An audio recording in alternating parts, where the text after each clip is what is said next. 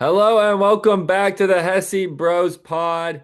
Brent Hesse and joining me, it's the boy Luke Hesse, your favorite Chiefs and Lions fans, fired up for Week 15 as Kansas City and Detroit just keep finding themselves top of their respective conferences. Wow, Luke. Well, for the Chiefs, you know, back on top, an extra cushion now in the AFC race. How's it going for you? It's going really well. Obviously, the Lions got that dub last week on Thursday night. It seems like a long time ago, but it meant so much for the Lions being able to beat the Packers and going to 4-0 in the division. It's quite impressive. And everyone's out here saying Dan Campbell, it's gonna end the same way with him trying to go for it on fourth down, like it did in the 49ers game last year. But hey, that's how we do it, and it ended up working out pretty well for us at the end of that game. Um, the problem was, I feel like we shouldn't have went for that one. The only fourth down that we didn't get was that one, right? On our own 30-yard line that gave them the touchdown. That's pretty much just a dumb decision. You got to punt the ball there. But the other four fourth downs we went for, scored two touchdowns and got the game winning, first down, let Jake Bates kick that field goal. So can't be mad at that. And even with the banged up defense, Packers ain't got nothing on us. They can't even beat our defensive practice squad. So I'm not really too worried about those guys up north. What made the last one not a dumb one and the one before that a dumb one? Well, the one before that was not smart because we had the lead and we were on our own 30. This one was 1 yard. We didn't try to do some outside pitch to Gibbs. We handed it to Montgomery behind our best offensive lineman, Penei Sewell. And there's going to be at least somewhat of a hole. And if not, Montgomery's going to be able to power through and get that 1 yard. If we would have given it to Montgomery on that one earlier, he probably would have got it. You do not see him get tackled for a loss too often. But when Jared Goff hit the ground on that, I was definitely pretty worried that would have been absolutely disastrous. And plus, I mean, the Packers, they could have easily gotten back into field goal range and sent it to possibly a coin flip for the game in overtime. So there's no point in letting it get to that. And, you know, Campbell had faith in his guys just like I did. I was definitely nervous for it, but looking back, it definitely seemed like the right idea. But obviously, if we don't get it and we end up losing, look like a bunch of idiots that don't know what they're doing. So who knows? But I'm just glad the Lions were able to get that W. Yeah, Lions get a big win in the NFC North, and then Kansas City gets their division win Sunday night. The Chiefs just do what they do, which is win football games. Patrick Mahomes, very clutch at the end, picking up third downs on his favorite down, moving the ball right down the field, and then game-winning field goal as time expires. Let me give a big hand to the AFC Special Teams Player of the Week. The Chiefs' third string kicker, better than Justin Tucker, Matthew Wright. 5 for 5 kicking the ball through the uprights as the Chiefs just waltz their way to victory and the ninth straight AFC West championship. I thought you were going to say the special teams player of the week was that goalpost. That was a pretty good player for you all. You just, tapped that one straight through. That was quite a play. He's consistent. He's always in the same spot. And for some people, that's really hard to figure out where it is. For others, like people in the red and the Arrowhead logo on their helmet, pretty easy. You just kick it between the two of them. Doesn't matter how close you come to hitting them or how close you go from the other side. You either get it in between the two and you get points, or you get it on the outside and you don't get points. And some kickers are still struggling with that concept. That is true. And you would have liked to see the Chargers put up some points in that first half. It kind of seemed like even if they did bring it back close, the Chiefs always kind of had control of that game just because the Chargers didn't score at all in the first half. And you can't do that against a team like the Chiefs that whenever it comes down to the wire, they're probably going to be able to find a way to get it done. And so, yeah, that's not a way to beat the Chiefs, and they showed that right there. The Chargers offense isn't looking great, just based off what we saw there. Without Dobbins, their rush attack isn't anything special, and you can't really rely on Herbert too much with these weapons they got. So Chargers and Packers both come up short in their division games on the road. Are either of them a threat in their conference? I would say the Packers definitely are, just because I think that offense has such a higher upside with Josh Jacobs being one of the best running backs in the league so far this year, and all those weapons they got. If Jordan Love, you know, we can see that he can throw the ball well. Are they going to give him the opportunity to completely just air it out all the time?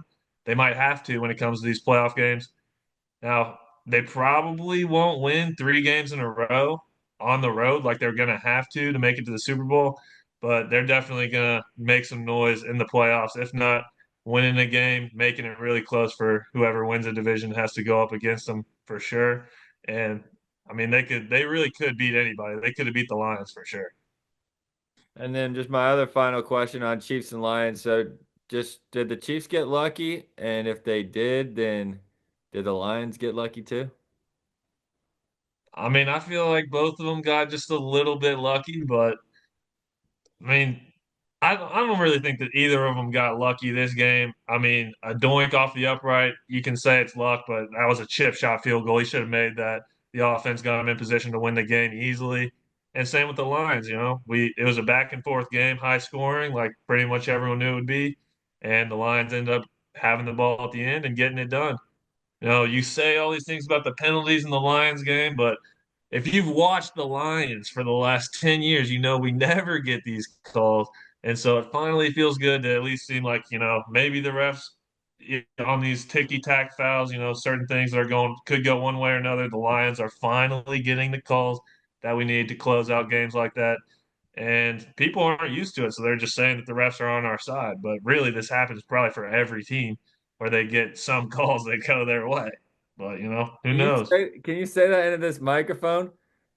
That sometimes the teams just happen to get calls. It's not a conspiracy league wide. Is that what you just said? That's a Oh, shocking revelation. That's well, for one week, maybe not the entire time. I know the Chiefs got the refs on their payroll, but if it's Lions versus Chiefs, it's not the ref Super Bowl. All right, so we can end that discussion right now.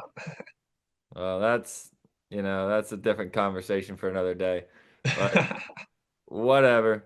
It seems like DeAndre Hopkins, if the Chiefs really wanted the refs on their side, they could have just thrown the flag there on DeAndre when DeAndre Hopkins got nailed at the end of the game. But for some reason, whenever Nick Bolton hits somebody, it's helmet to helmet contact. But when the other team doesn't, it's not. But again, sometimes the internet ref sleuths just take weeks off. It's just odd which weeks they decide to take off, which ones they don't. But that's not for me to decide because I'm not one of the internet ref sleuths. I just like the facts. I'm a player that likes facts. And the facts are the Chiefs keep winning and not many other teams keep doing it. So, what other games were highlighted from last week? Obviously, the shootout in LA. Matthew Stafford, Josh Allen, and Josh Allen, wow, he just did it again. Another amazing game. 3 passing touchdowns, 3 rushing touchdowns. So surprised he didn't have another receiving touchdown this week. I mean, can anybody stop that guy? Are the Bills ever going to be beaten? Yeah, they just were beaten. They're going to get beat again this week. Oh, they do lose. Oh, it's not. I thought it was just a highlight reel. It doesn't matter, just style points. I thought since he scored 6 touchdowns, they surely got 10 out of 10s across the board, and they're just still the people's champ. No, I mean they're definitely a good team. I wouldn't be so sitting on your high throne here as a Chiefs fan whenever they just beat you a couple of weeks ago, and it's not guaranteed that you're going to play them at home in the playoffs. Yeah, you still got to win some more games, and going to Buffalo would definitely be a tough win for the Chiefs. Not that they just did it last year, but it would be hard to do it again this year. But no, I mean Josh Allen's playing out of his mind. He's being asked to carry this team every single week. And I mean, as we saw last week, the Bills, like their defense is not doing as well as it has in the past at the start of the year. And Stafford was able to just move the ball up and down on this team. Do you think this is more just the Rams offense being that good, or is it the Bills just kind of, floundering on defense late in the year? Yeah, whenever you give up 44 points, I think your defense definitely struggled. Either that or your special teams unit struggled. Somewhere, somebody struggled along the way. because I know that Kansas City, they haven't allowed that many points anywhere close to that. They haven't allowed more than 30 points in a game in almost 2 years now. So, yeah, 44 given up. Not a great sign by Buffalo's defense. Obviously, not a great sign by the Rams defense that they gave up 42. I think both defenses are majorly flawed, but in that instance, it just matters about getting the win for a desperate Rams team trying to keep their playoff hopes alive. And now for the Bills, they find themselves in a lot of trouble in trying to get that 1 seed. They need Kansas City to lose twice, and they need to win out. So Buffalo looks like they're going to be packing their bags if they can even get to the Arrowhead Invitational, and that's not a gimme. No, it's definitely not a gimme. And but if Josh Allen's playing like this, it'll be hard to beat him. I mean, in the playoffs, it's going to be real tough. One thing I'd like to note, though, Brent, is on the Thanksgiving episode, I had my 12 pack and I had the Rams just barely sliding in there. And y'all thought they were not very tasty. Well, now they're coming off 2 wins and they look like they could strike and win this division. They got Seattle coming up here in a couple weeks. And so I don't know. We're have to see where they come out in my 12 pack today later on. But I think the Rams are the real deal, man. This is a similar team to who they were last year. They have a lot of new players on defense, which is definitely a little bit worrisome. But I mean, with Puka, Cup, Williams, and Stafford on that offense, they can put up points against anybody. And so you definitely can't count them out. No, yeah, the Rams remind me of a team that's got a really good quarterback. They've got two great wide receivers. They've got a dynamic, shifty running back. One of the quarterbacks didn't dye his hair blonde at the start of the year, and the quarterback and the wide receiver didn't go to the same college, so maybe they don't have as much chemistry as this team I'm talking about. But yeah, other than that, they look just like the Cincinnati Bengals, and they're just such a good team. Oh wait, the Bengals are 5-8 and the Rams are 7-6. Neither of these teams are that good because they're the two worst defenses in the league. Doesn't matter. Yes, Joe Burrow's great. Matt Stafford's awesome. Puka and Cooper Cup, T. Higgins, Jamar Chase, awesome weapons. Guess what? Neither team can stop anything. They gave up 42 points. They almost let Josh Allen come back and win the game. They might have if Josh Allen's coach forgot that there's timeouts available to be used on defense and it's important to save them. So, yeah, I mean, the Rams, they're a good offense, bad defense. They're a mediocre team. They're still in a must-win game on Thursday that we'll talk about because they've got a lot of ground still to make up in the division. I think that, you got to be able to play on both sides of the ball in the NFL the way that the league is these days. And the Rams are a team that I don't know if they've proven they can do that consistently. Yeah, you might have a point there. They are one of the worst defensive teams, but I just feel like the veteran presence of Stafford and McVay, like that's just such a good combo to be able to do enough to win games whenever it comes down to crunch time. Whereas I think the coaching for the Bengals is really the big difference where Zach Taylor just it seems like he can't be able to get it done, have the right things in motion late in the game to be able to get the Bengals these victories. That's what I'm at least seeing out there on the field. So I think that's a little difference where that coaching can turn a team with not as great of a defense into a team that can actually win, whereas the Bengals aren't doing that.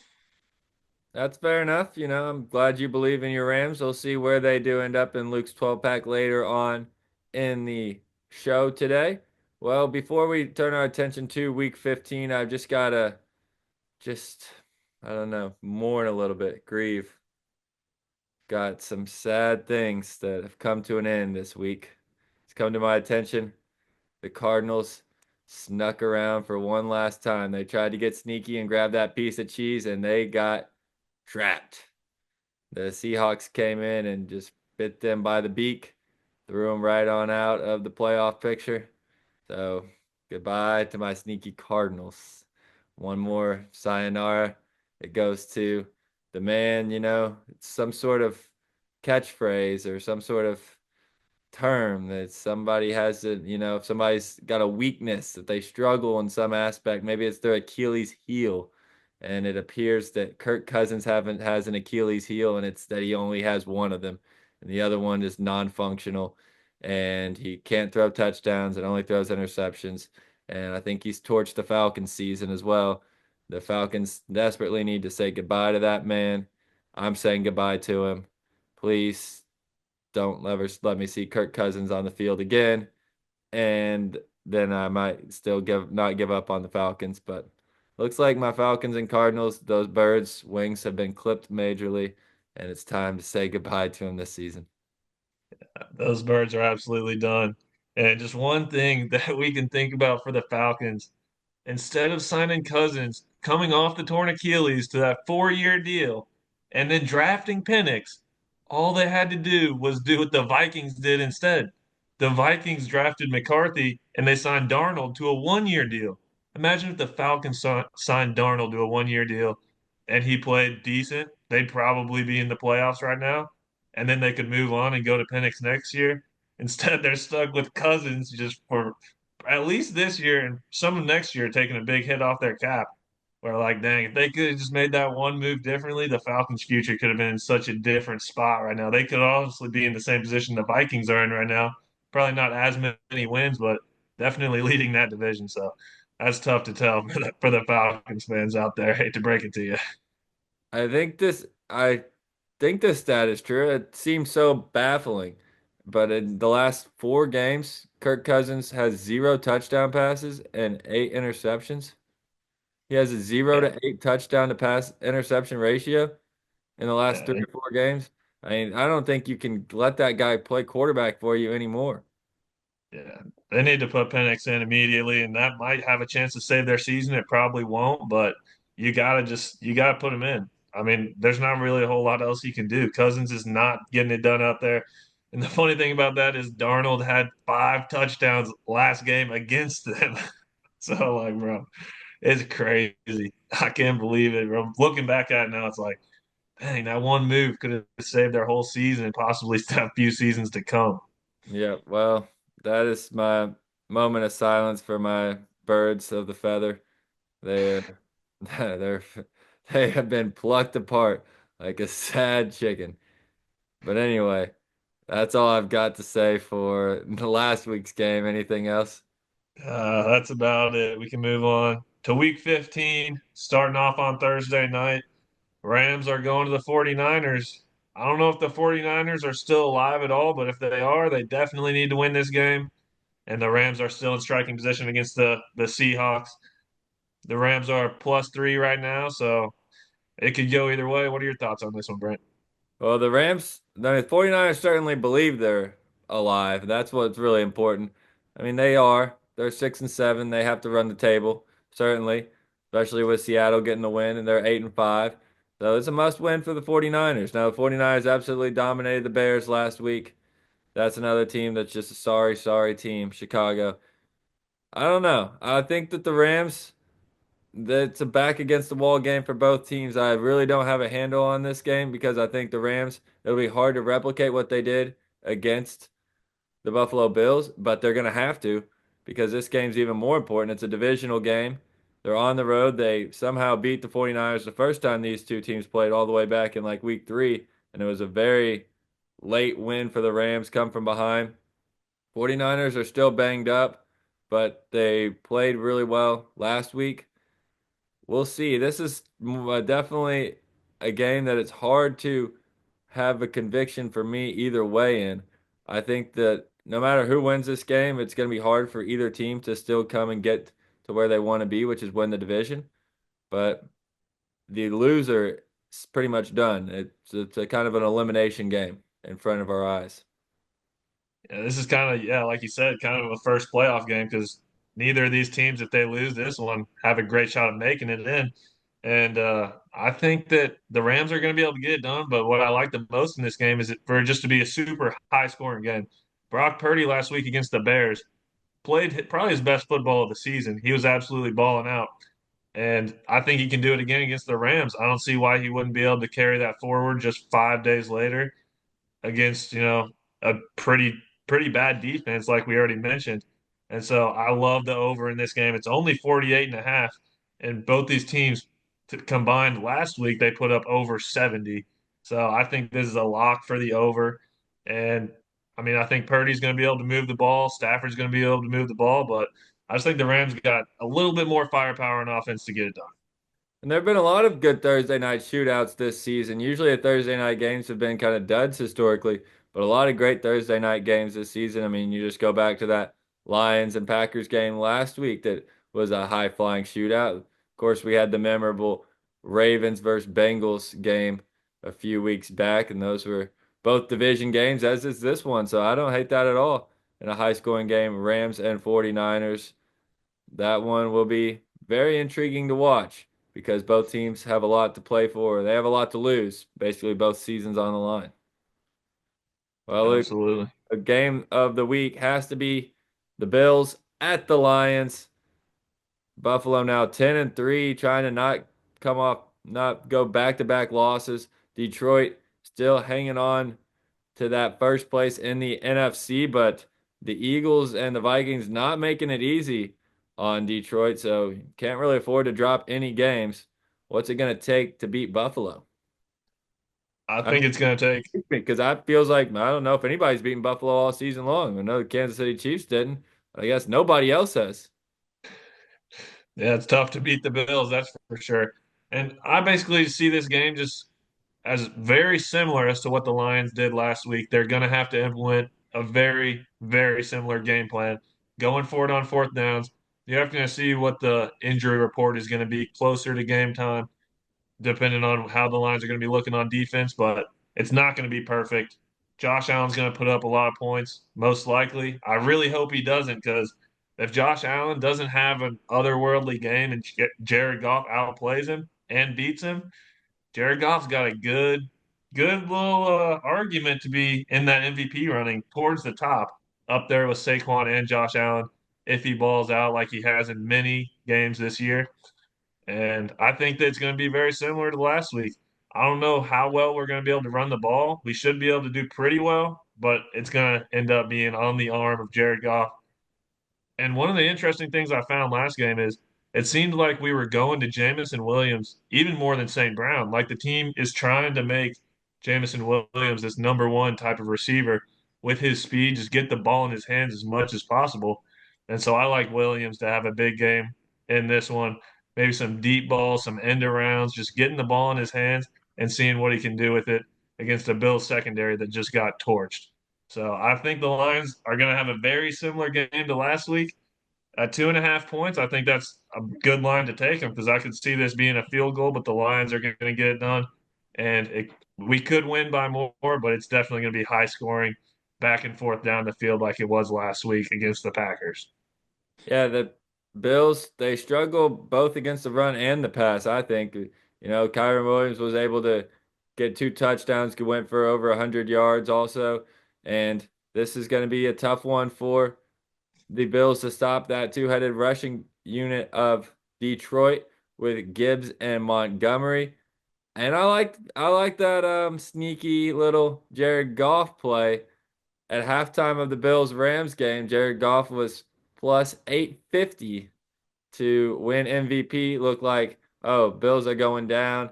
Now they'll have, if the Lions can win, the Lions will have a 3 game advantage on them in win-loss record, which is big for MVP. But then somehow the voters just fell in love with the loser. Josh Allen in a losing effort. His MVP odds dropped even lower in the second half. So I'm sure he'll find some other obscure stat to pick up next week in a loss that'll just wow the voters. But yeah, I think that Josh Allen is going to have to try to carry this Bills team. It looks like they might get some offensive weapons back in Kincaid and Coleman, which could be helpful. And that Lions defense, that's one thing we didn't really talk about. They're banged up and they got the win, but they gave up a lot of points to Green Bay in that second half. Looked like their defense was folding. Branch even picked up an injury. What is the faith and confidence level in that defense now? I am actually still decently confident. Now, remembering back to that Thursday game, two of the touchdowns we gave up to the Packers were on short fields because one was on the fourth down and one was whenever Jared Goff threw a terrible pick in his own territory. So the key here is just don't give them those short fields. Don't go for it in your own 30-yard line, and Jared Goff just has to take care of the ball. If we're making them go down the entire field, a lot of times we do give up those yards, but then we're able to lock in the red zone after they've tried to drive down the entire field. That's what the Lions are built on, you know. But that's how this defense has been playing the whole year. So as long as we're not giving them the short fields, we should be able to hold them to a few more field goals and touchdowns than we did last week. But it's still going to be tough with this defense not having all of our weapons there on linebacker and on the defensive line. But Branch will be all right. And the secondary should be able to do enough against a receiving core that isn't wowing too many people right now. Well, I've always been a Lions guy all season long. They were my pick in the NFC, so I'm sticking with them. I'll take the Lions in this one this week. And now that brings my attention to just an anomaly. It looks like maybe the interns in Vegas have fallen asleep, Luke. You're gonna have to tell me what's going on here because let me just set this up for you. So there's a couple of teams with good records that are going on the road this week. Usually the home team gets a couple point bumps, so I get that. There's a team that has won 9 more games than their opponent this season. Okay, we've played a lot of Yep. games now, 13 of them to be exact. One team has won 9 more than their opponent. They're only favored by 4.5 points. Now, there's a different game going on where the road team's better. They've won 6 more games than their opponent. They're like, well, if the team's won 9 more, they're favored by 4.5. This team that's won 6 more is probably favored by 4 or 3.5. No, they're favored by 16. 16 point spread for a team that's only won 6 more games. And then there's a team that's won 9 more games than their opponent, 4.5 points. And you're like, whoa, what's the difference? Is their starting quarterback out? No, I don't think so. I mean, well, what about that team that's only won 6 more than their opponent? Surely they haven't lost to any teams that only have 2 or 3 wins on the season. And you're like, oh no, they've lost to two different teams that only have 2 or 3 wins on the season. How is Baltimore 16 point favorites against the Giants and the Chiefs are 4.5 point favorites against Cleveland? What is going on? Well, I think the Cleveland and Chiefs one actually does make some sense. The Chiefs have been winning by such small margins all year, and why not think it's either going to be in between a field goal and a touchdown? Why not just lean towards 4 points right there? That one makes sense to me, and I'm probably going to stay away from it just for that fact where the Chiefs are probably going to end up winning by either a field goal or a touchdown. They always do, and so that kind of makes sense, but the Ravens and the Giants, like, come on, 16 points on the road? What are we doing? Like, that is crazy. This seems like the freest bet of all time. Like, obviously the Ravens have blown out teams, but like you said, they sometimes struggle against these easy opponents that they can overlook and just be like, yeah, whatever, we can phone it in.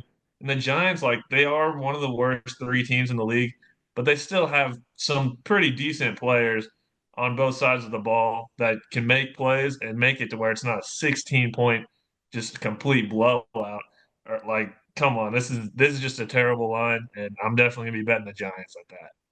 I think it just goes to show the way, I think it's a perfect illustration of the way that this season is like a style point season where the Ravens, who are 8-5 and have lost to the Raiders and the Browns, are getting this massive number against the Giants. And meanwhile, Kansas City, who is 12-1, and they've lost one game in the past 340 days. One game, last 340 days. Pretty incredible. They're 4.5 point favorites against Cleveland.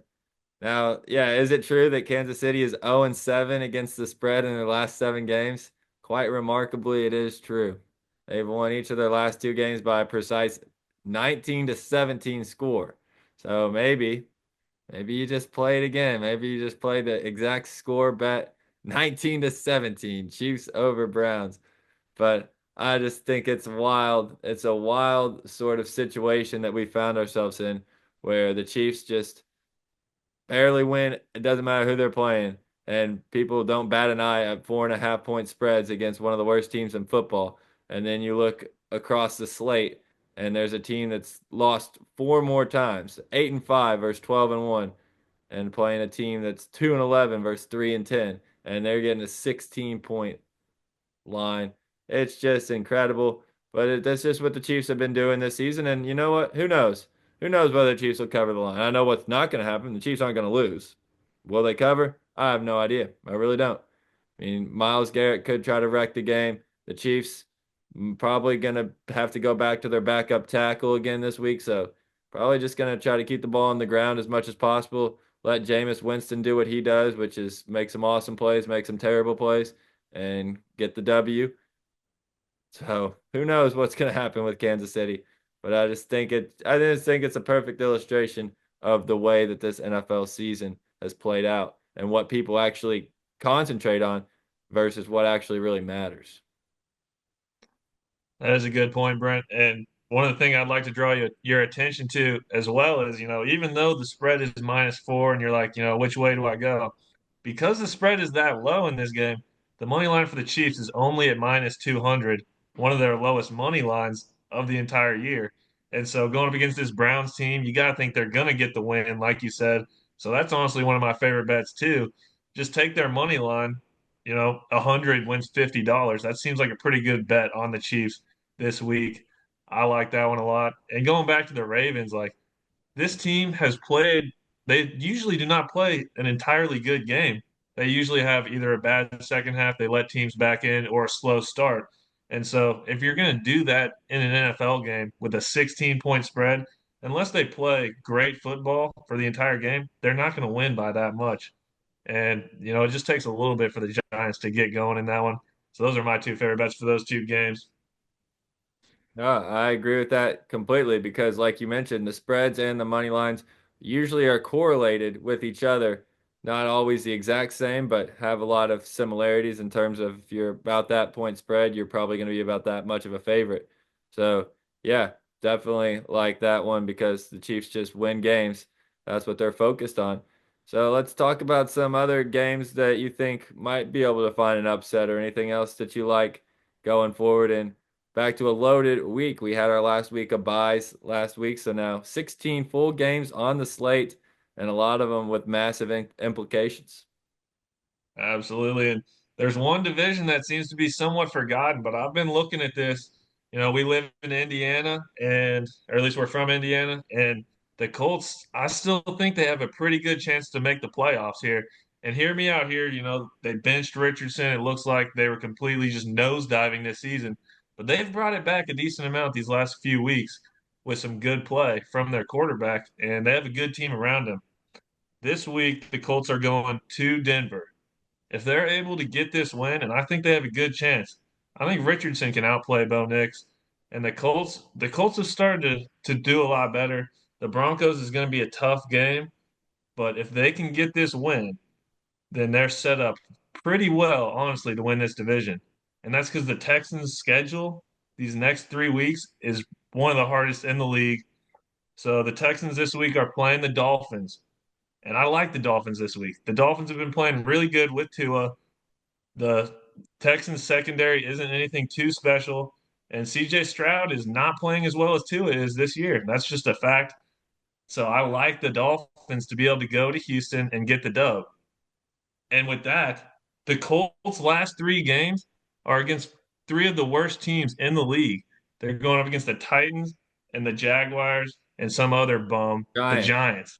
It's like if they're able to get this win, they can easily run the table.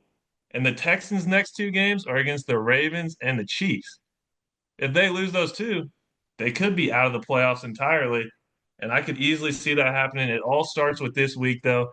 The Colts need to get this win in Denver, and the Dolphins, I think, are going to be able to get it done in Houston. What are your thoughts on that, Brent? Do you think the Colts got a little shot to sneak in at that 4 seed in the AFC? Now, the 4 seed seems like a still tough stretch just because, yeah, they need the Texans to drop all three of those games against the Dolphins, Ravens, and Chiefs. And while I do like the Dolphins this week, I think it's hard to see the Texans losing all three, although it is definitely possible. And the Colts, they have to win this week. Now, if they win this week against Denver, then there's all sorts of different avenues that open up. You mentioned winning the division, but also the Broncos are holding that 7 seed right now.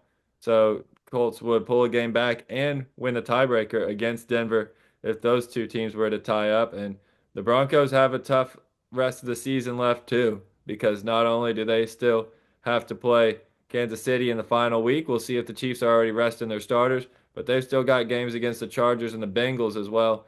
So the Broncos schedule is very tough going forward. If the Colts win this game, they are very much in the playoff hunt. If they lose, they are gone to the Wolves. So massive game for Indianapolis. Having said that, I don't think the Colts will win this week. It's hard to go to Mile High Stadium across the country. Denver, meanwhile, coming off of a bye, and the Broncos are just they're just a better team than Indianapolis. Indianapolis doesn't impress me by much, and Denver, they just play steady football, and I think steady football is enough to beat Indianapolis most weeks. So I don't really like the Colts in this spot, but if they do happen to win, they are very much in it. Yeah, and I think this is the game they got circled. They're like they don't have to look ahead to the next 3 weeks. They got three of the worst teams. They're like this is their biggest game, and they know like this is their playoff game. If they lose this, they're not going to the playoffs. And if they're able to win this game, they've got such a good chance. And I think that's what the coach is telling them. I think they're going to be ready to go, and they have a lot of talent on that team, especially on offense. I could see Jonathan Taylor having a really good game. It's going to be tough to throw outside on Patrick Surtain, and Bo Nix is playing really well. I think it'll be a really good game, and I'm definitely gonna have my eyes on that one, even though it's going on the same time as the Lions. But I like the Colts in that one. And then another game, Brent, at 425 that we got to talk about. Two two really good teams, the Steelers and the Eagles. What are your thoughts on this one, Brent? Yeah, it's the Pennsylvania special. Pittsburgh and Philadelphia. Well, Philadelphia, somehow they've unraveled over the last week without even losing a game. They continue to win games. And next thing you know, we've got dissension in the locker room. A.J. Brown wants to get the ball more. Jalen Hurts is struggling passing the ball, but they don't even need to worry about passing the ball because they've got the rushing leader in the backfield, Saquon Barkley. You just got to keep giving him the ball and then tush pushing in short yardage. It's working out just fine. Their defense is really good. I like the Eagles as a team, but now it seems like are they going to go away from that strategy, trying to get AJ Brown and more satisfied with his role on this team, trying to get him more targets? That's not a good recipe for Philadelphia. They're good because Hurts is in this limited role where he has the best running back in football behind him to hand the ball off to. Jalen Hurts is a good quarterback, not a great quarterback in my eyes. He is inconsistent. He can lose games for a team if you give him the opportunity to turn it over. And if that's what they do against the Steelers defense, that is very, very dynamic and dangerous and explosive, then the Eagles could be in trouble. And Pittsburgh might be able to get this one on the road because I feel like the vibes in Philadelphia, they're just dropping a little bit, and it gives Pittsburgh an opportunity to pull off the upset. Yeah, no, I love it. I love that this happens to the Eagles. Obviously, I want them to lose at least one game so the Lions can get that number one overall seed in the NFC. And it's just so good that they just decided to blow up the week before playing one of the best defenses in the league. Their offense decides to say, you know what, I don't like what we're doing, even though we're winning all these games. Right. It couldn't be better timing. And so if they end up dropping back and have Jalen Hurts just airing this ball out and trying to make stuff happen on his own, I'd love to see it because they're going up against probably, if not the best, probably the second best defensive player in the league in TJ Watt. And I'd love to see him be able to just tee off on Jalen Hurts all game when he's trying to get the ball to Brown. Whenever, like you said, they if they stick with their plan of just what they've been doing, they're probably going to win this game pretty handily, which is why I feel like that's what they're going to do, and they're going to be able to get the win. But oh, how I'd love to see them just try to air it out and just completely change their offense based on these comments that are made. I don't see that happening, but it would be beautiful, especially if they somehow lose this game because of it. And then a couple of other games that I think are really intriguing are between teams currently in the playoff field. Buccaneers at Chargers. And I don't know what about that one. The Chargers, Herbert once again played well, but they can't win Can't beat the Chiefs. Meanwhile, the Bucks are on fire, just continuing to roll.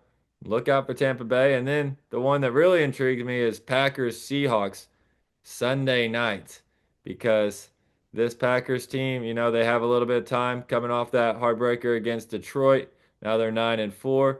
Seattle playing their best football, 4-game winning streak. The 12th man is back. Seahawks continue to roll, beat the Packers. I like it. I'm off the Cardinals, so it means no more having to worry about the Seahawks losing games, and they just keep balling out. Doesn't matter who they've got at running back. Charbonnet had a massive game. Walker is dynamic. JSN is having like a top five receiver season in the NFL. Nobody's talking about him. DK Metcalf, of course. It's a young defense, has its moments, sometimes plays well, sometimes doesn't, but I think at home against Green Bay, I like Seattle in this spot. Yeah, I'm not with you on this, Brent. Teams like to pick against those Lions, Vikings, and Packers, maybe after they lose the game to each other. The reality of the situation is these three teams have only lost three games outside of the division all year long. And that's quite remarkable. The Packers are a really good team, and they're a lot better than the Seahawks. Both they're going to be able to run the ball a lot better with Jacobs against the Seahawks defense. The Packers have a good rush defense. As you saw, they held Montgomery and Gibbs to around 3 yards per carry. If you think Charbonnet is going to do better than that, you're crazy. It's not going to happen. They're going to have to focus on Geno just airing the ball out like you said, and I could see him making some mistakes that lose them this game. And the Packers are going to be able to run the ball, most likely take an early lead, in my opinion, and be able to take the air out of the ball and win this game. They know that they need it to stay up and still get a high seed in this playoff picture. I think that the Packers are just a much better team, and it's a good matchup for them against the Seahawks as far as those rushing games are involved. All right, well, we'll see. You're right. The Packers, they've only lost one game outside of the division, and that was in Brazil. So they've not lost a non-divisional game in the United States of America.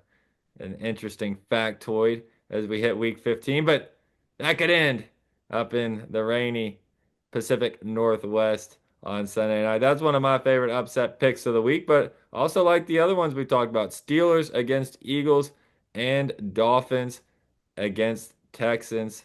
Luke, any other games that we haven't touched on that you want to mention before we get to your 12 pack?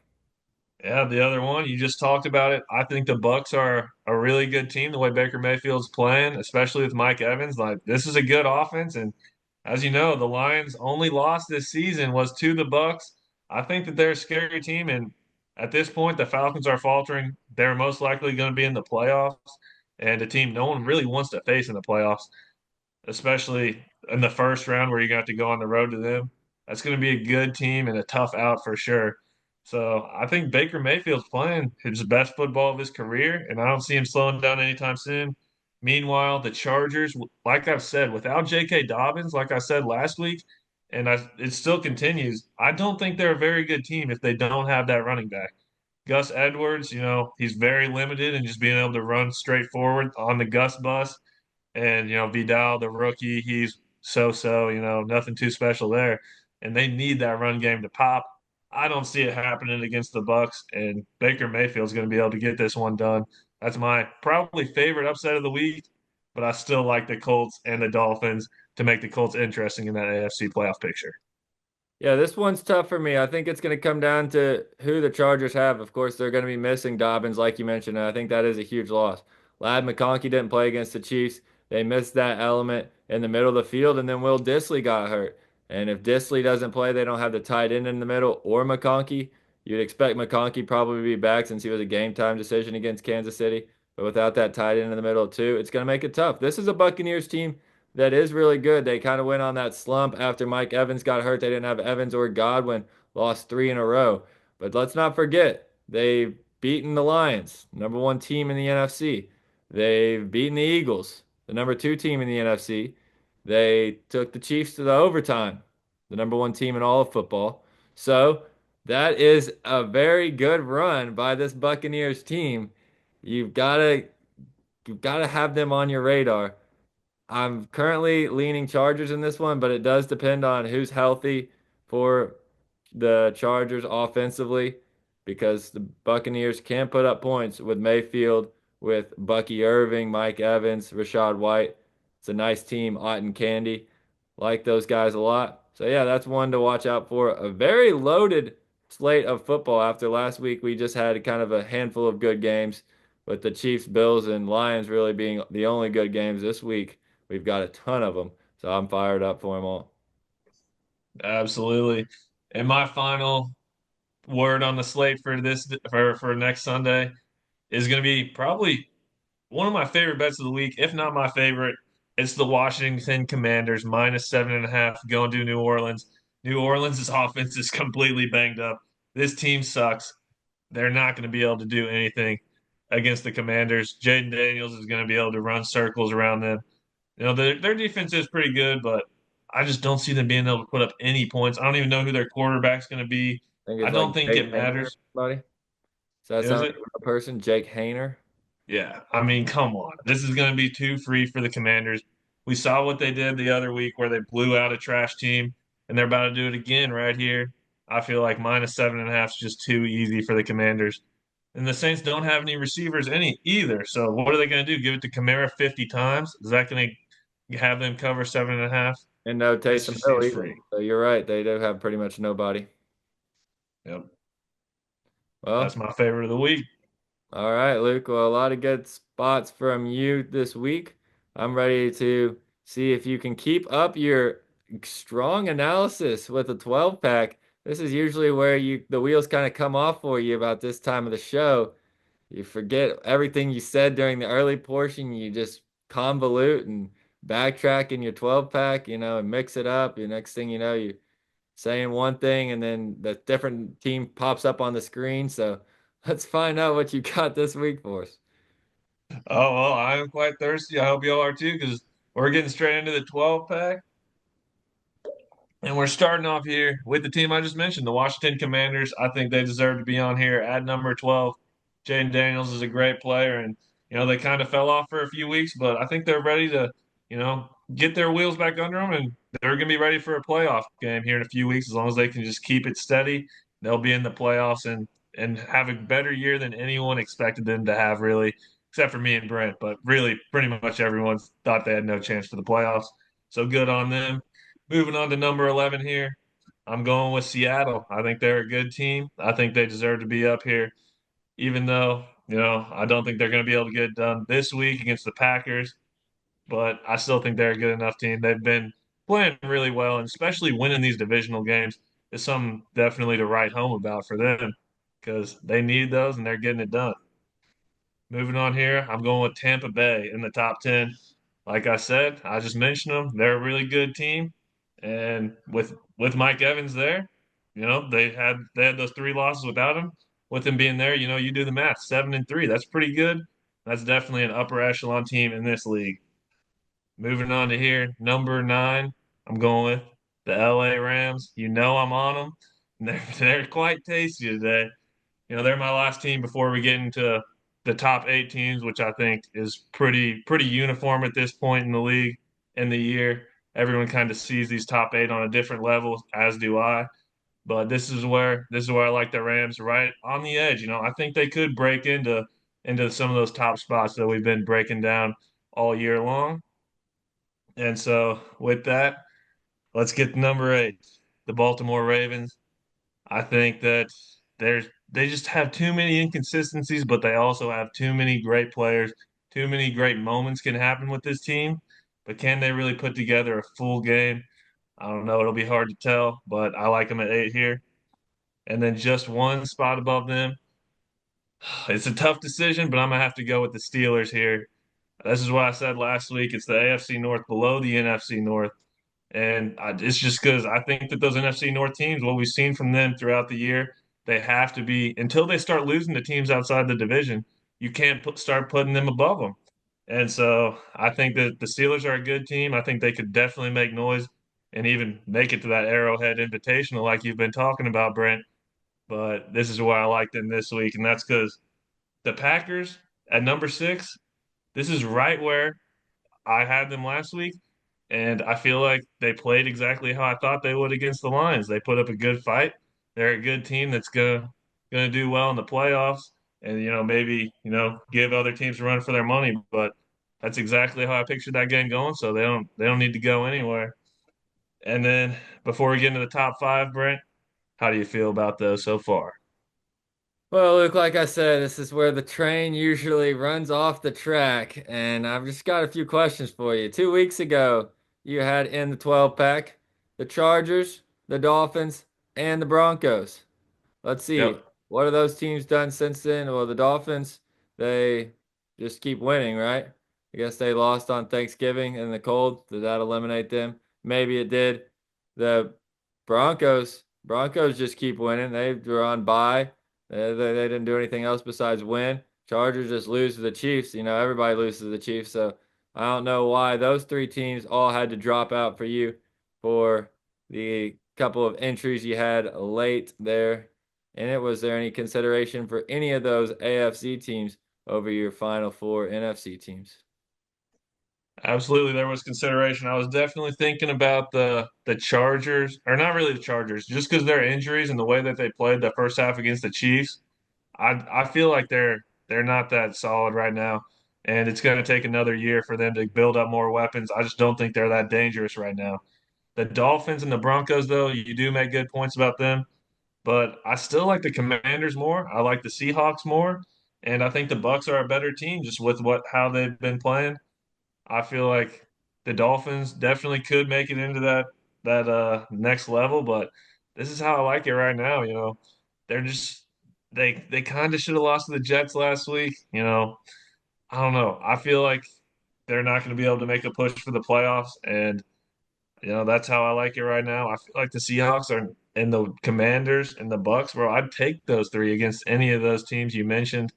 And the Broncos, it is hard to bring them out. They're probably the closest right there in that 13 spot. But like I said, I can't be inconsistent. You always dogging me on that. And I say they're going to lose to the Colts this week. And no team that loses to the Colts is going to be in the 12 pack. That's for sure. That is fair. That is fair. He's calling a shot with the Colts over the Broncos. Not sure that's the hill I would want to die on, but good luck with that. I do have one final comment. It's kind of a half on this side, half on this side because we've got the Packers on the screen. And I think maybe we talked about pumpkin mode. I think that one of the NFC North quarterbacks might be passing pumpkin mode to the other one because Sam Darnold's looking pretty good. He's finding open receivers. You know who's not finding receivers? It's Jordan Love. What, he complete like 13 passes all game against the Detroit defense that was just pulling guys out of the crowd. They said, "Oh, did you bring a jersey to the game? Come on out here. See if you can get in there and run some defensive back or some linebacker for us." Brian Branch was trying to play on one leg. They had linebackers that didn't know each other's names. They just signed off the practice squad and off of nowhere. And Jordan Love completed 13 passes. That's all. I mean, Jordan Love might be going into pumpkin mode late in the season. Darnold completely off pumpkin mode. When you throw 5 touchdowns in a game, no worries about that guy. I have the Vikings way ahead of the Packers. Packers are the team that I'm concerned with the most out of any of those teams in your so-called top eight. They were my same top eight last week, but I don't know if I'd have the Packers as a top eight team anymore. They are one that I am very worried about. Yeah, I'm just not as worried about him. I think Jordan Love's still a good player. And like I said, they can beat anyone in the league, but they could also, I could see them faltering, but not really with the way that they're being coached. LaFleur is not letting Jordan Love just air the ball out a ton. They have a good rushing game with Jacobs. I mean, he scored 3 touchdowns against the Lions.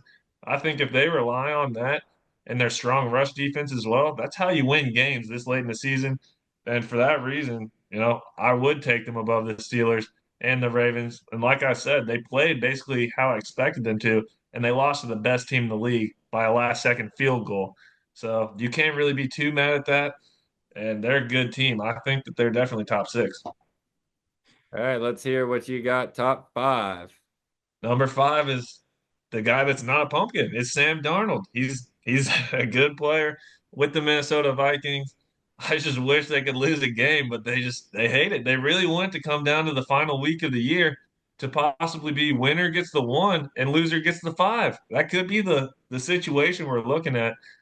going into the final week of the regular season with the way that the Vikings are playing right now. I bet against them all the time, and they just keep winning. Sam Darnold just doesn't want to throw picks. He wants to throw it to one of the best receiving cores in the league with Jefferson and Addison, two really good players, and so they got to be top five and better be worried for them. Those purple guys. Oh, I really hope the Lions beat them again, and we don't have to see them in the playoffs because that could be one where if Darnold's playing well and they're getting Justin Jefferson just open so much, like this is a team you do not want to face. And they have a solid defense too and good coaching. I mean, it's the same story with the NFC North. That's why they beat all these teams. It's really solid coaching and quarterback play for the most part. So it's going to be hard to get them out of there. Number four, Brent, you're not going to like this one. It's the Kansas City Chiefs. This is where they belong. They Stupid. don't deserve to move up. The Bills barely lost to the Rams, and I would put them ahead of the Bills if they didn't just lose to them by, what, two scores 2 weeks ago. It's like I feel like the Bills still would beat them again if they played next week. So I gotta have them just below them, BS. I know you're not gonna like it. I know you're not gonna like That's just terrible. But it. And of course, right above the Chiefs is the Bills. They lost. They deserve to move down a little bit. Josh Allen's still a front runner for MVP, but they might be moving down a notch. I know they're going to be below the Chiefs in Brent's rankings next week after the Lions take them down. Who knows how far they'll drop. And then moving on, Eagles at two, Lions at one. You already know the Lions are the best team in the league. I say it every week. There's a million reasons why. I maybe should make a compilation video of all the million reasons I've said of why they're the best team. And even with the practice squad defense, the grit in this team is just on a different level. And so I got them ahead of the Eagles. They're faltering, like we said, and I'm very interested to see the way that they play this next week against the Steelers. That's my 12 pack, and I think it was pretty tasty, BS. You gotta give me some props on this one. it just got grosser and grosser as we went into it. I mean, you're right, Luke. I've been trying to tell people this all season long. The judges put up a 10. Wow, what a good job rushing in those plays from the 1 yard line. Doesn't really matter what the final score is. We don't need a scoreboard. We just use judges. 10 out of 10 for the Bills. Let's just keep them going along. Meanwhile, in Kansas City, oh, you won a game. That's not good. It's not good for your style points. Winning not very fun, not very cool, not very exciting. You're not going to get the style points that other teams are. And then let's just go on over to take a trip to Philadelphia. Meanwhile, the Chiefs are praising their teammates, having great vibes in the locker room, telling these guys, man, we couldn't do it without every single one of the guys in the locker room. The Eagles are like, well, it's awesome. We win, but I'm not very happy. I'd rather get the ball more. Let me make sure I get the ball more. Let's cause some dissension in the locker room. Let's have guys go on the radio and say that the guys that used to be friends with each other, the number one wide receiver and the quarterback, aren't friends anymore. That seems awesome for being a top two team in the league. Just absolutely terrible rankings again by you, Luke, with the disrespect to the Chiefs just ruining the entire 12 pack. You really deserve to do better for not only yourself and the viewers, but for the rest of the people on that list to make it at least worthwhile. Now, the teams that were ranked 9 through 12, nobody believes anything because the rest of the list lost all of its credibility at the end of it. But I'm glad that you were happy with it because that's about it. I was very happy with it. It kind of sounds like someone's salty that they can't say that the Chiefs have lost zero games in the last 340 days. Instead, they have lost one. It was just a couple short weeks ago to that team that's right above them in the 12 pack. When I'm going for my beer, BS, I'd rather take my third position, my third best beer, to be one that just beat the fourth one in a regular game is what we play the games for, BS. I'm sorry. You sound a little salty, I maybe mixed a little All right, salt in all your right. beer on that one. All right, Oh all no. right. Let's see where I can put the Buccaneers in my 12 pack next week. They might be the number one. These guys are awesome. All right, fair enough, BS. Fair enough. Well, that's going to do it for me. I've got no other comments. Any final thoughts for you on this week's pod? I think that's about it. I'm locking the Colts to make the playoffs, maybe even win the division. I'm calling my shot on this one. I think it's going to happen. Well, even though Luke can't have any respect for a good football team, I can have respect for the second best team in the NFL. Jared Goff for MVP. Get your bets in there. And I like the Dolphins this week, the Steelers, and the Seahawks. Those are my underdog picks of the week. Hope you enjoy a great slate of football. As always, you can just make money with the Chiefs Lions money line parlay. That thing has hit what now? 11 out of 13 weeks. And usually at juicy odds, I like both the Chiefs and the Lions this week. So root for the teams, and we'll see you next time on the Hesse Bros Pod.